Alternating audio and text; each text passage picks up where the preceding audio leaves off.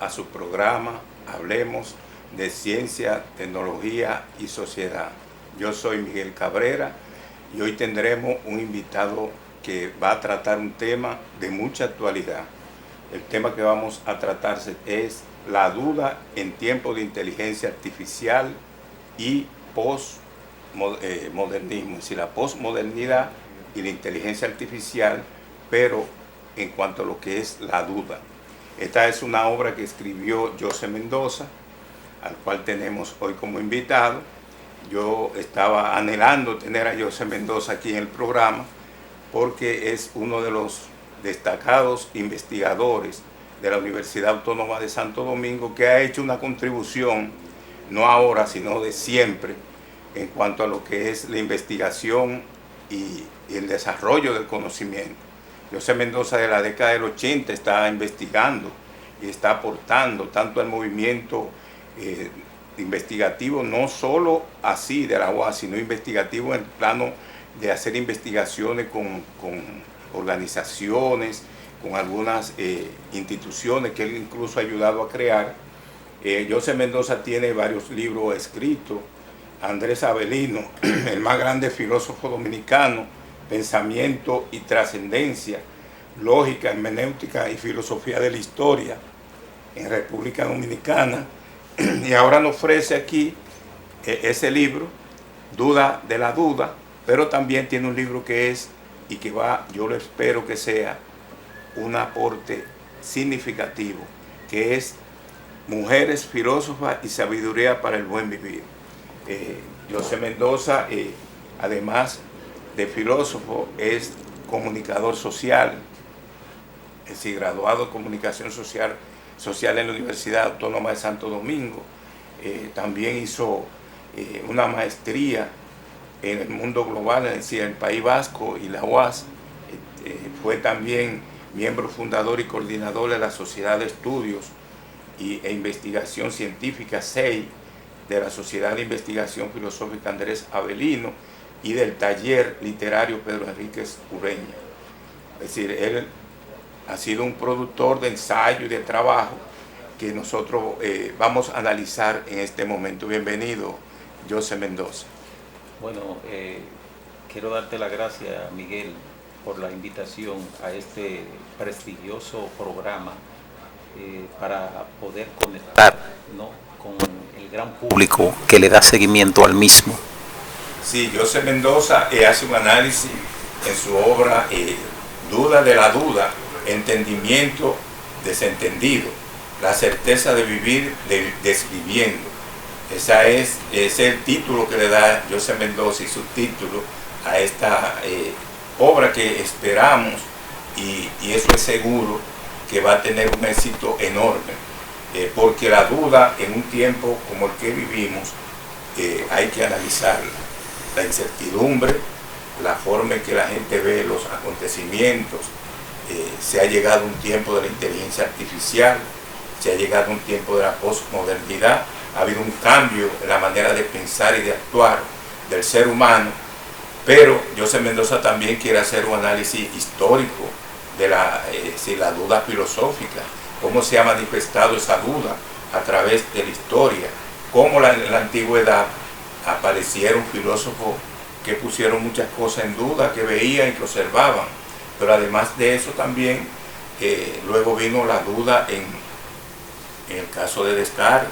René Descartes, sí, fue uno de los grandes que aportó sobre la duda, Meditaciones Metafísicas, aquella obra también sobre el discurso del método. Es decir, hay varias obras en la historia de la filosofía que tratan del problema de la duda.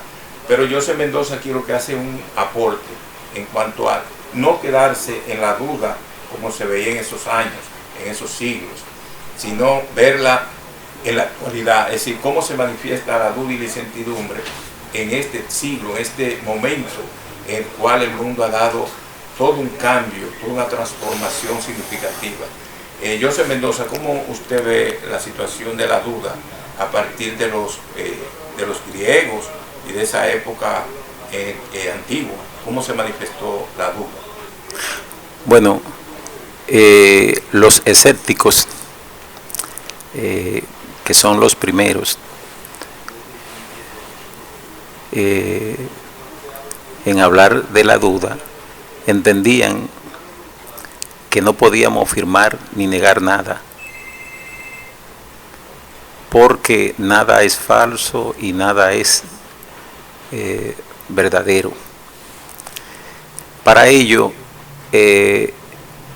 dudar consiste más bien en suspender el juicio, en no afirmar ni negar nada. Por tanto, eso le planteaba una incertidumbre permanente que no le permitía aceptar nada ciegamente, sino ver la realidad en su justa dimensión. Pero luego vemos ya no en su esencia más sustanciosa que René Descartes crea otra concepción de la duda, no ya la duda como simple dudar, sino la duda metódica, la cual fundamentó en cuatro principios fundamentales. El de la evidencia, el del análisis, la síntesis, y el de ir de lo más simple a lo más complejo. Por ejemplo, el principio de la evidencia consiste o significa más bien que solamente debemos de creer en aquellas cosas que se presentasen a nuestra mente de manera tan clara que no hubiese razón alguna para dudar. Ahora bien, sabemos que detrás de toda evidencia también hay inevidencias. Por tanto, ese principio muy interesante, pero también genera dubitaciones. Descartes hace un gran aporte al convertir la duda en método. Ahora bien, un pensador llamado Francisco Sánchez desarrolla toda una concepción escéptica sobre la duda y escribe una obra titulada Que nada se sabe, y se dice que René Descartes andaba con ese libro debajo del brazo. Incluso en su tiempo lo acusaron de plagio, pero algunos escribidores han dicho que había falta de originalidad y todo eso. No, Descartes estudia a Francisco Sánchez y luego busca su propio camino y hace un gran aporte porque convierte la duda en método, que Francisco Sánchez no hizo eso. En ese caso, nosotros vemos que la duda a partir de la época ya antigua tiene un significado, pero la duda en el Renacimiento, ya en la modernidad, porque a Descartes se le considera el padre de la modernidad, entonces adquiere otra dimensión. Es decir, cómo nosotros podríamos diferenciar esa duda de la antigüedad con la duda ya en el Renacimiento y la modernidad. Podría ser en el caso de Descartes por la forma metódica.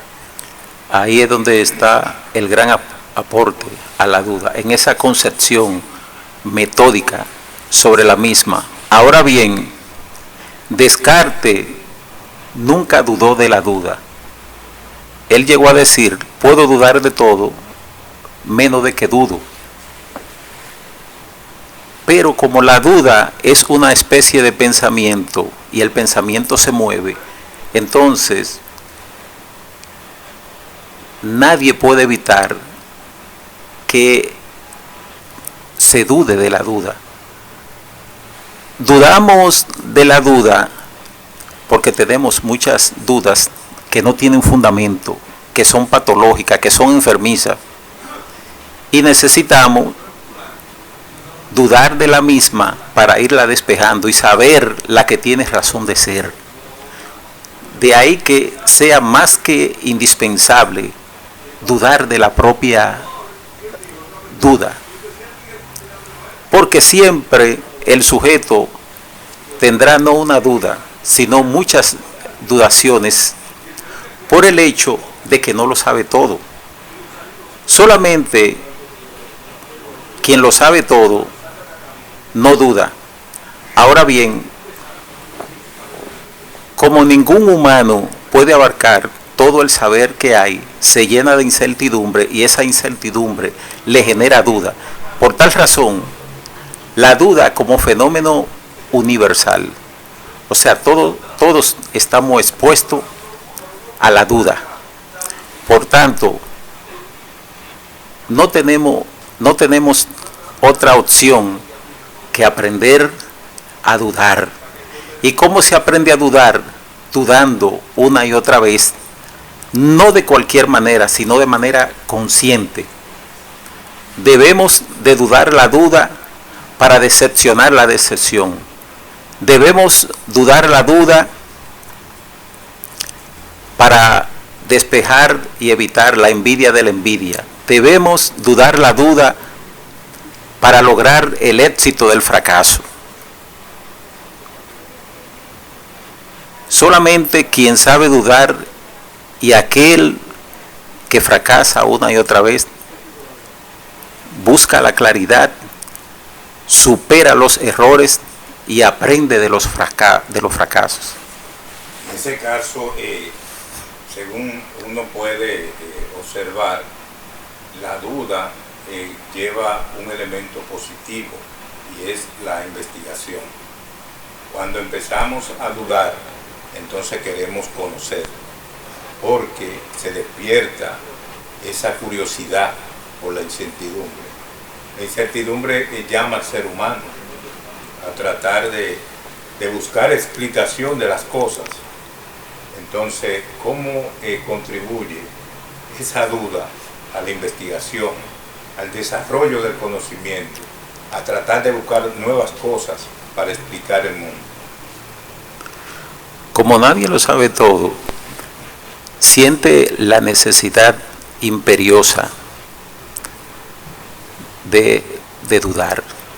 Cuando dudamos, buscamos la claridad, las certezas, la certeza de las cosas.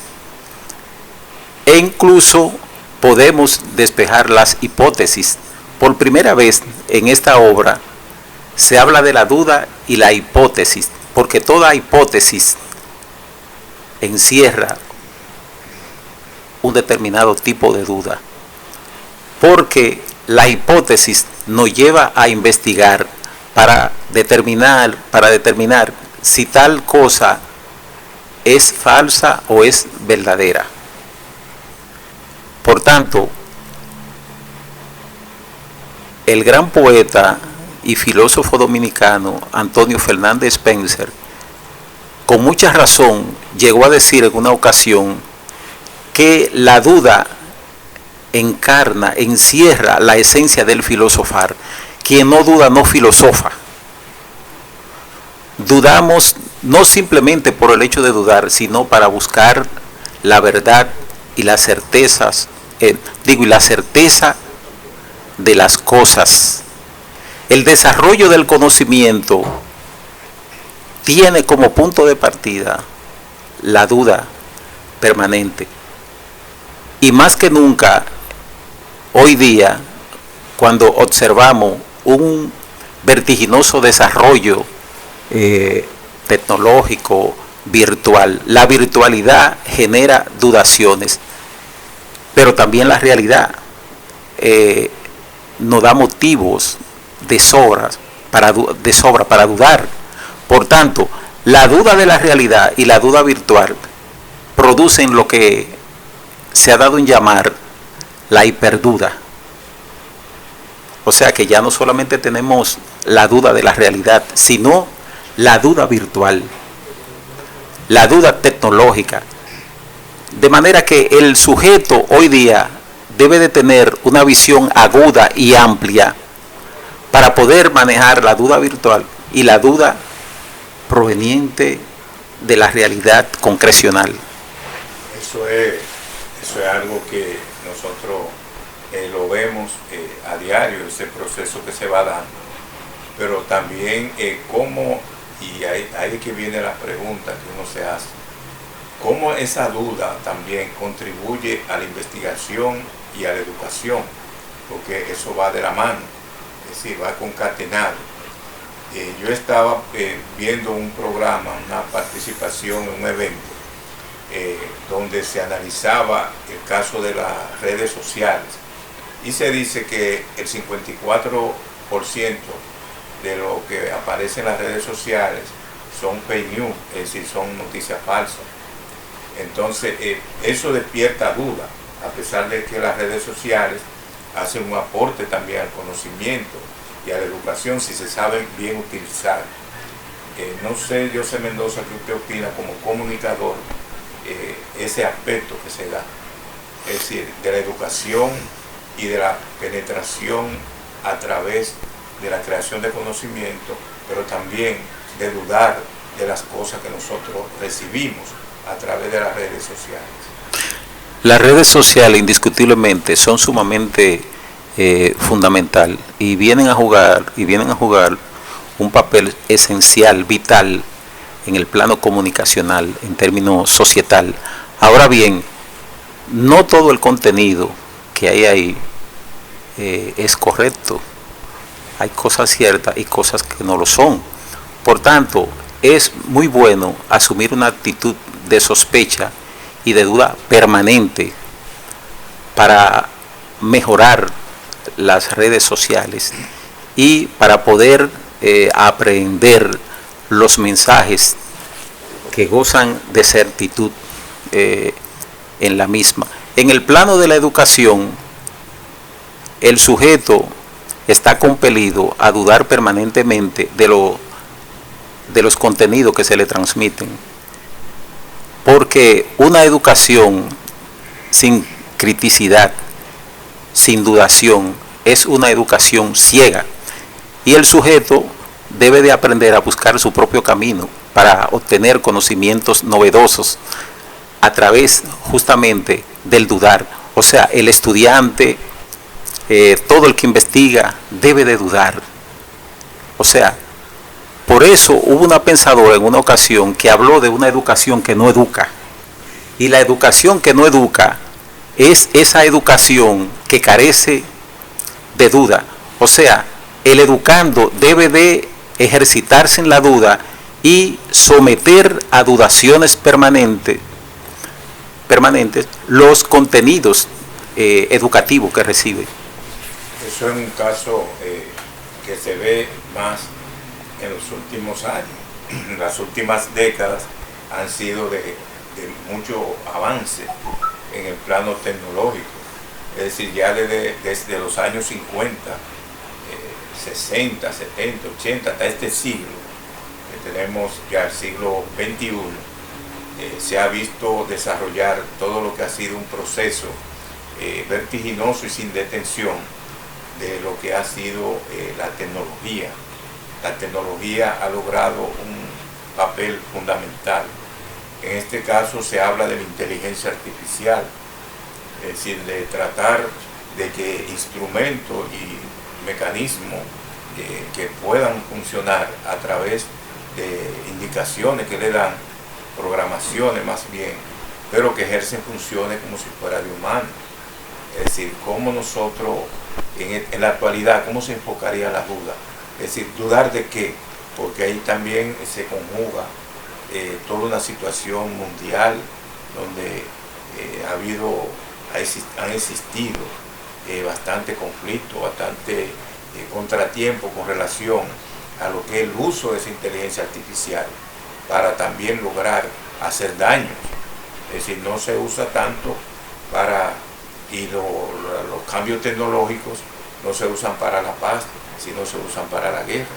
Entonces, ¿cómo usted enfocaría de acuerdo al concepto de duda, todos esos fenómenos que se están desarrollando en el mundo y que a partir de la década del 50 han transformado lo que es la manera de pensar, de actuar de estas nuevas generaciones que se van enfrentando esa dinámica, porque hay que ser claro, es una dinámica que se va imponiendo y que no tiene, parece, forma de detenerse, pero que es buena utilizándola de manera positiva, y también puede ser perjudicial cuando esos conocimientos y esas transformaciones conllevan a ser utilizados o llevan a ser utilizados en el plano de la guerra y de la confrontación y los conflictos.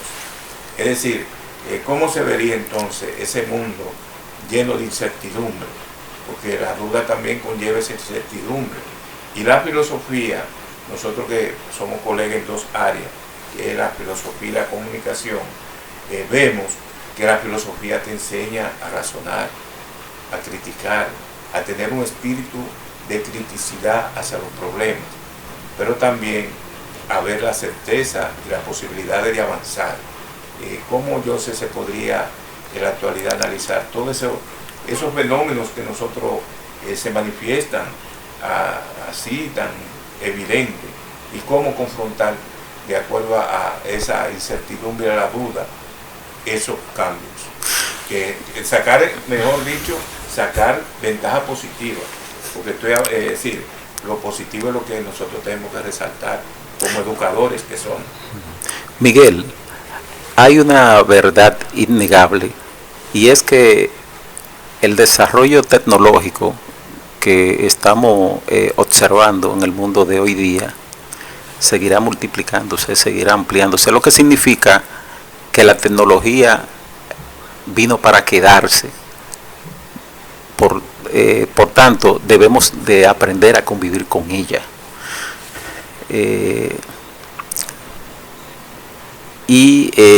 A través de la filosofía, que es la que proporciona las herramientas y los conocimientos necesarios para dudar de la mejor manera, debemos de apelar a ella y ver las distintas manifestaciones de la duda en ese mundo tecnológico, para poder afrontar los desafíos de esa incertidumbre permanente, tanto de la realidad virtual como de la realidad concrecional, que afecta la mente y el espíritu y el pensamiento del sujeto, de ese sujeto que piensa, pero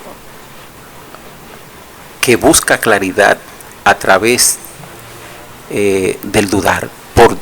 Por tanto, hoy más que nunca debemos de desarrollar el hábito de dudar de manera permanente para evitar engaños y lograr captar la verdad en medio de este mundo lleno de luces y de sombras.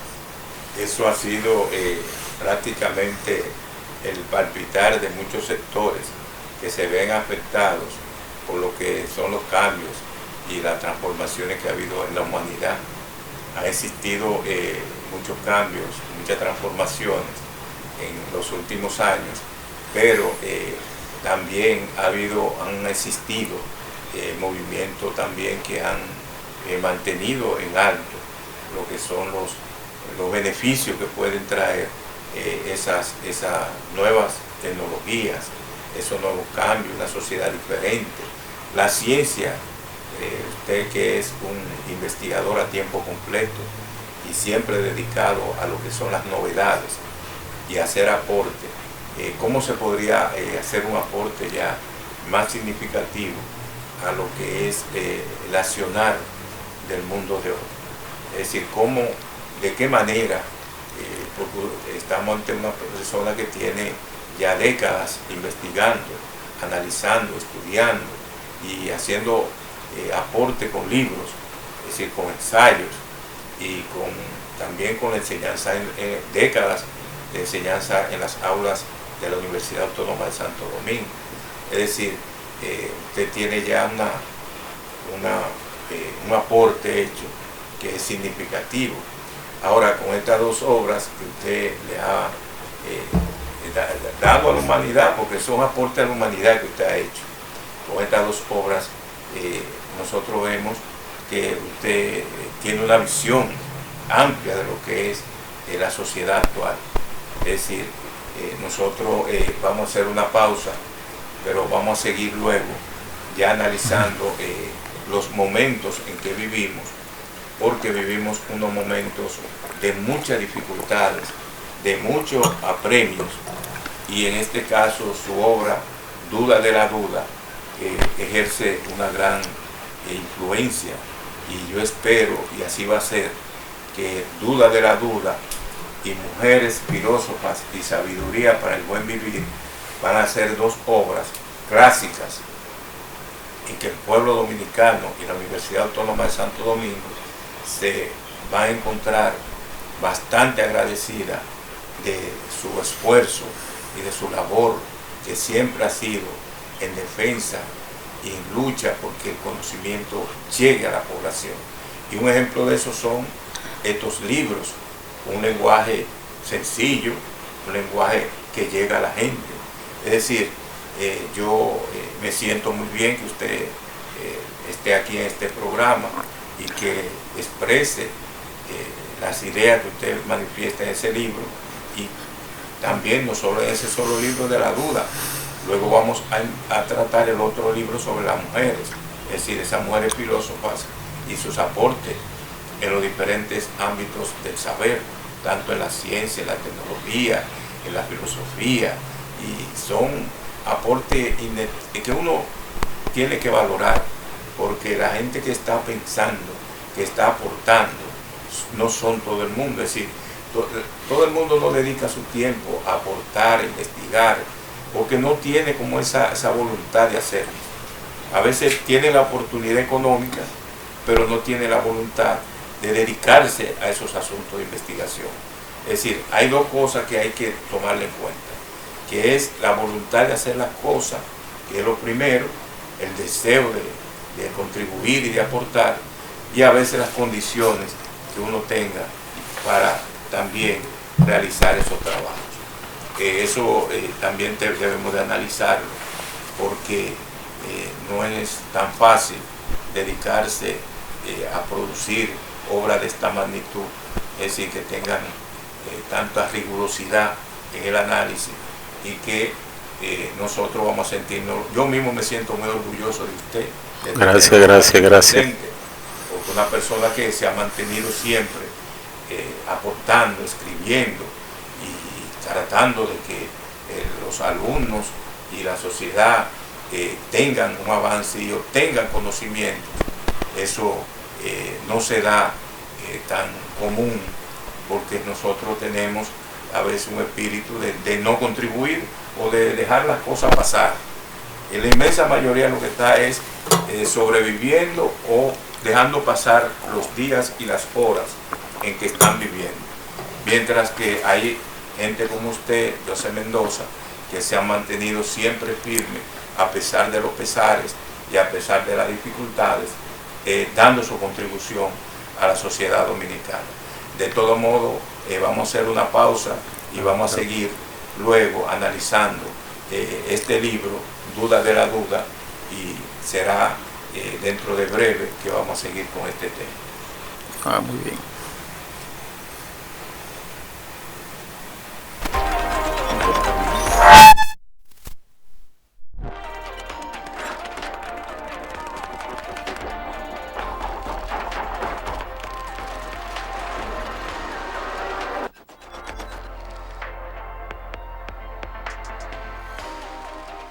En el mundo, la infertilidad afecta aproximadamente a 1 de cada 6 personas a lo largo de su vida, según la Organización Mundial de la Salud, OMS.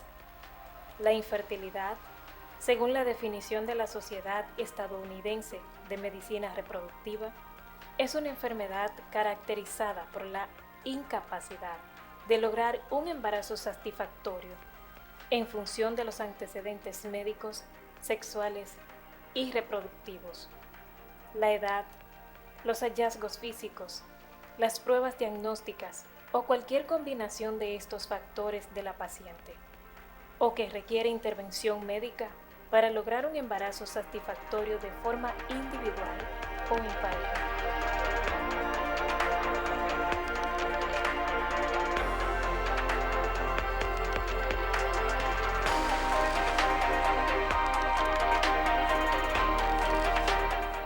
Aunque las técnicas de reproducción asistida, como la fecundación in vitro, han tenido un enorme impacto en el tratamiento de ciertas formas de infertilidad, según la ASRM, pueden tratarse con las estrategias existentes.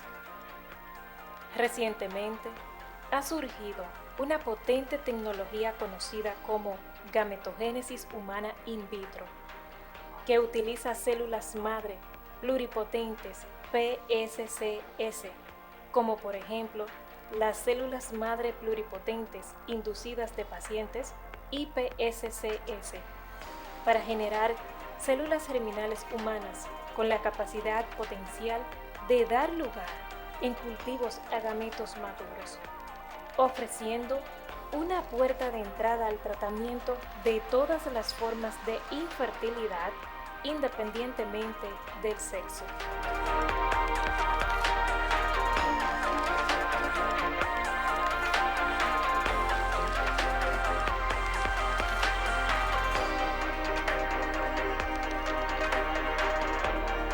Sin embargo, la investigación sobre la gametogénesis humana in vitro sigue siendo incipiente, y el objetivo actual es reproducir el proceso completo de la gametogénesis humana.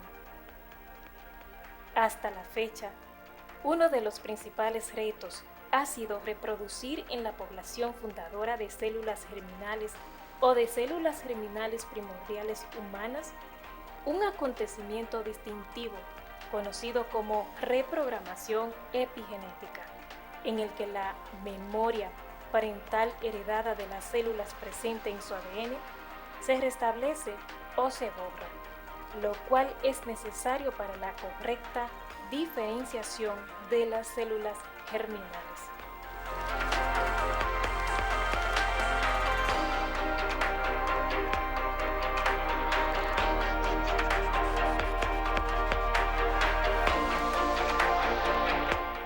Ahora, en un nuevo estudio, un equipo integrado, entre otros por Yusuke Murase y Mitinori Saito, del Instituto de Estudios Avanzados de Biología Humana, ASHBI, adscrito a la Universidad de Kioto en Japón, ha identificado las condiciones de cultivo necesarias para impulsar la reprogramación epigenética y la diferenciación de células germinales precursoras de gametos maduros, logrando un nuevo hito en el campo de la gametogénesis humana in vitro.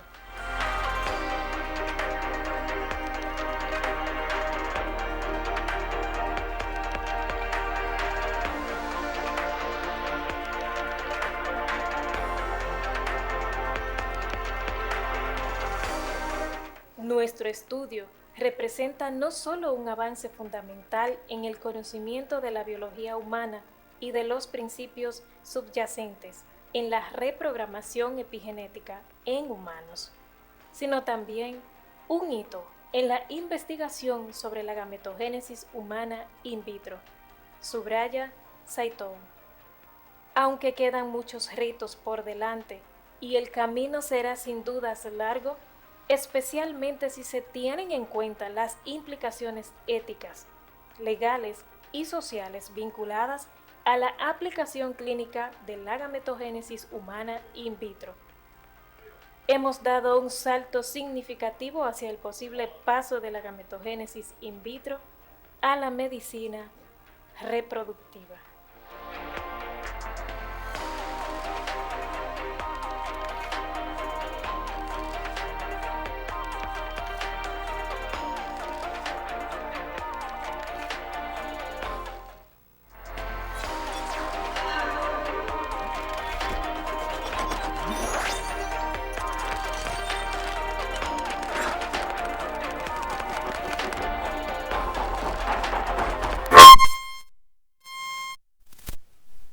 una parte muy importante, José Mendoza, que vamos a seguir.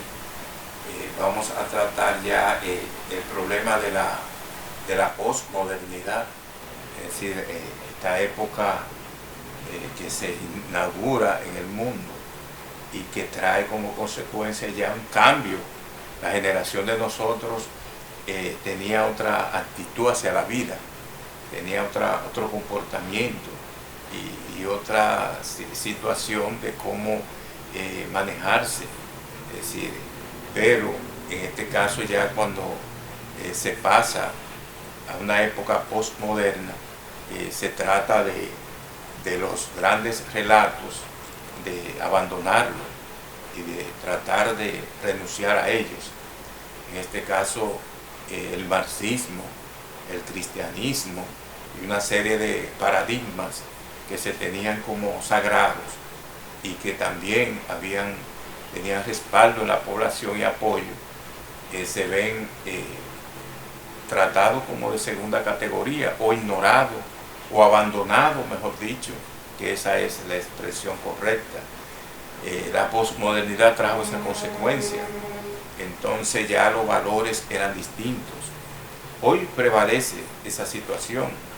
Estamos en una época postmoderna y tú como filósofo también debes entender esa situación. Ahora bien, ese problema de la duda en esta época de posmodernidad, ¿cómo nosotros entenderla? Es decir, ¿cómo se manifiesta? ¿Cómo dudar en una época en la cual hay valores que no eran lo que uno veía como sagrado y que se están tratando como si fueran los valores correctos, lo que debía practicar la población, el pueblo y todo, hasta los intelectuales? Uno lo ve con una actitud a veces como laica, no una actitud de manera como era antes, que se trataba de una actitud de impulso al conocimiento, de difusión de las ideas, de debate de las ideas. Es decir, hay una situación distinta en las últimas décadas y es que vivimos en la posmodernidad. ¿Cómo entender esa posmodernidad y cómo relacionarla con la duda de la duda? Bueno, la posmodernidad no solo representa la caída de los grandes relatos, sino también la fragmentación del yo y un culto excesivo al placer. Se busca la libertad no para gozar, digamos, de lo que es la racionalidad, de lo que es la verdad como tal, sino que se busca la libertad en el libertinaje.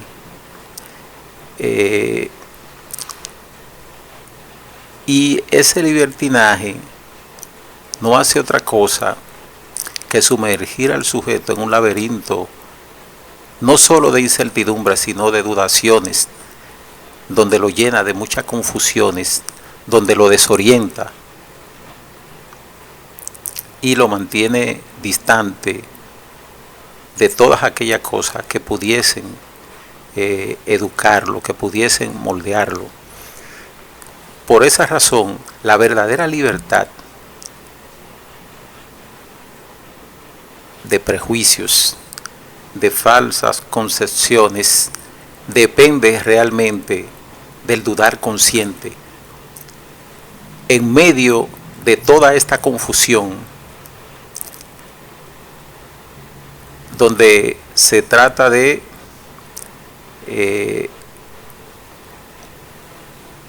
silenciar el saber certero, el sujeto debe de dudar permanentemente de todas aquellas cosas que ve, porque se le está rindiendo culto o se le viene rindiendo culto a la mera apariencia de las cosas, con la intencionalidad de ocultar la esencia de los fenómenos y manipular la verdad.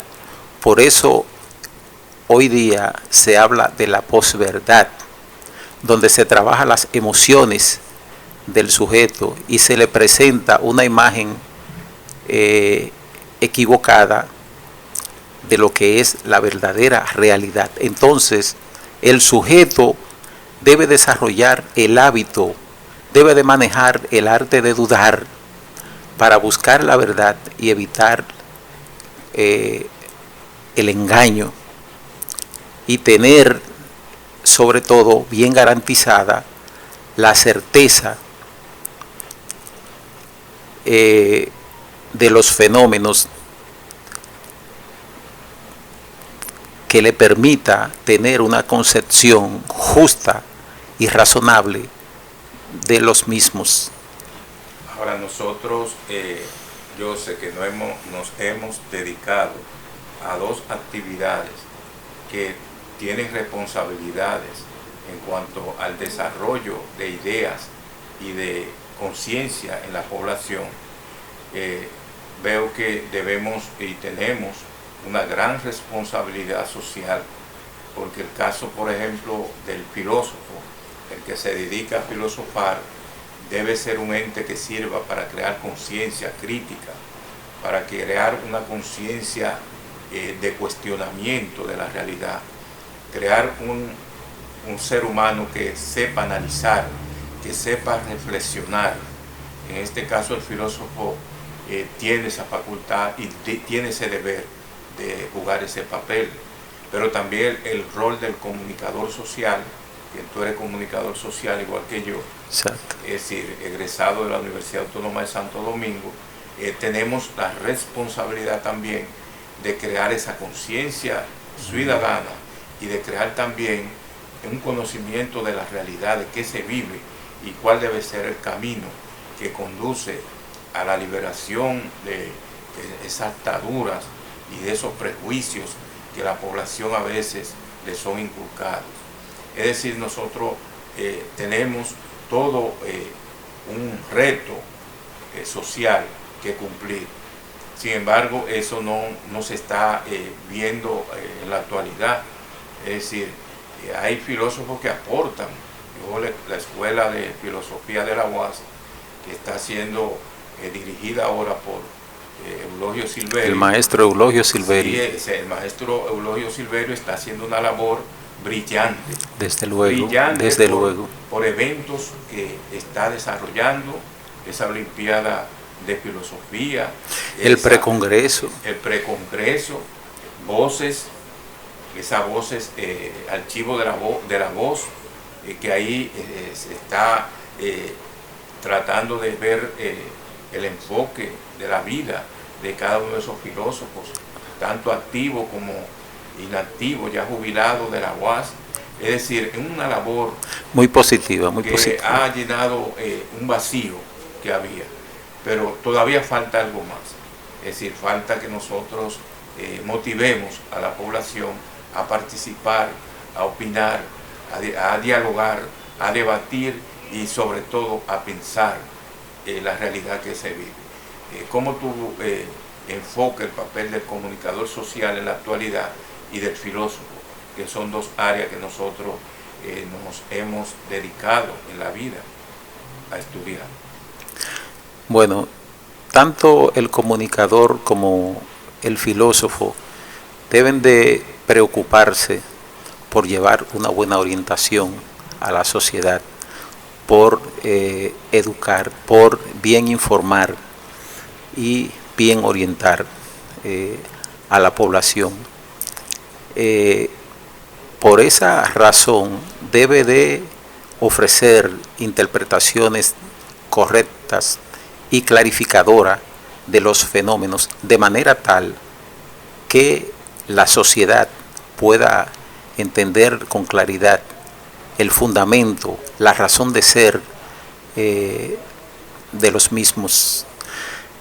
Pero tanto el comunicador como el filósofo deben de dudar para lograr la libertad cognitiva y educar a la población sobre la base y la necesidad de esa curiosidad de obtener conocimiento a través de la duda, que es la que le permite superar las confusiones y obtener la certeza de los fenómenos.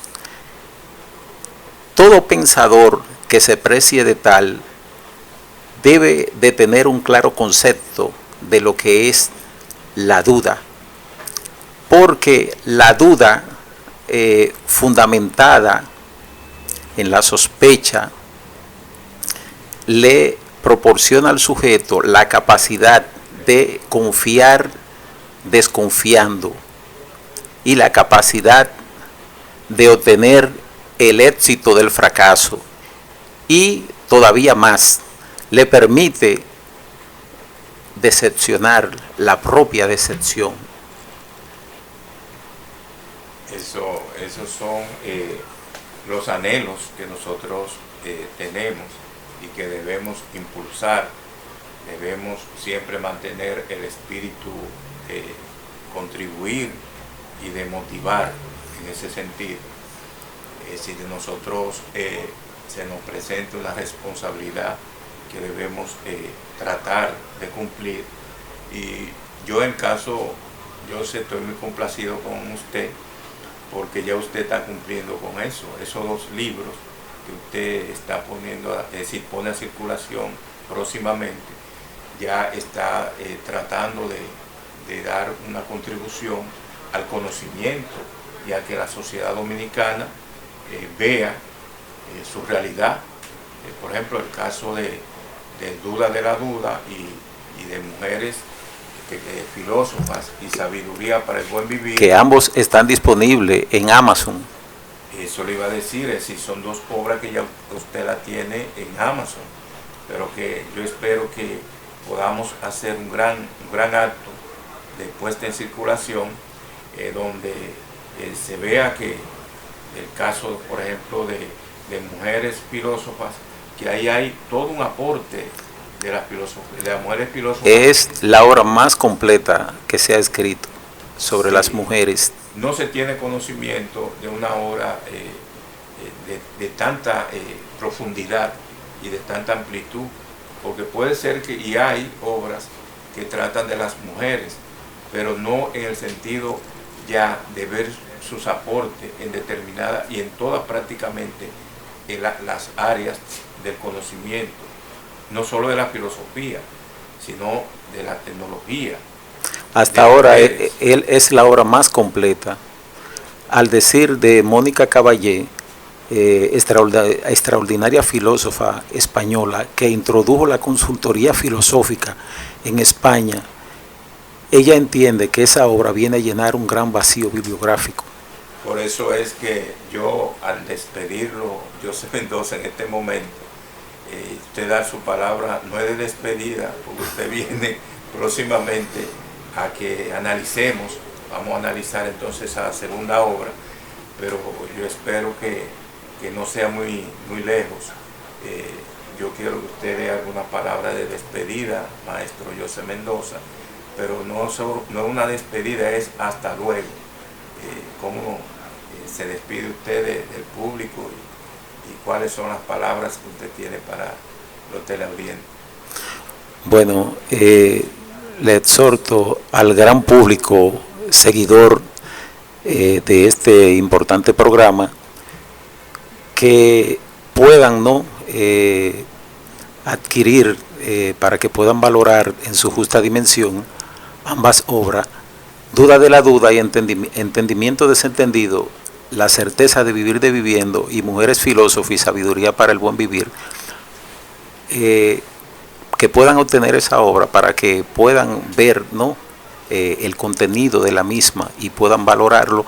Y a ti, Miguel, te doy mis más sinceras gracias por esta oportunidad que tú me has brindado de entrevistarme y de entrar en contacto con los seguidores de este importantísimo programa. Muchas gracias.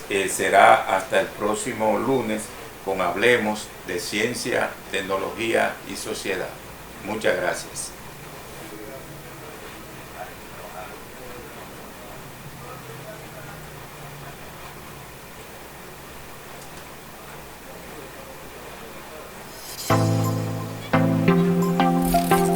Estás viendo Telecanal 28, televisión a tu medida. El siguiente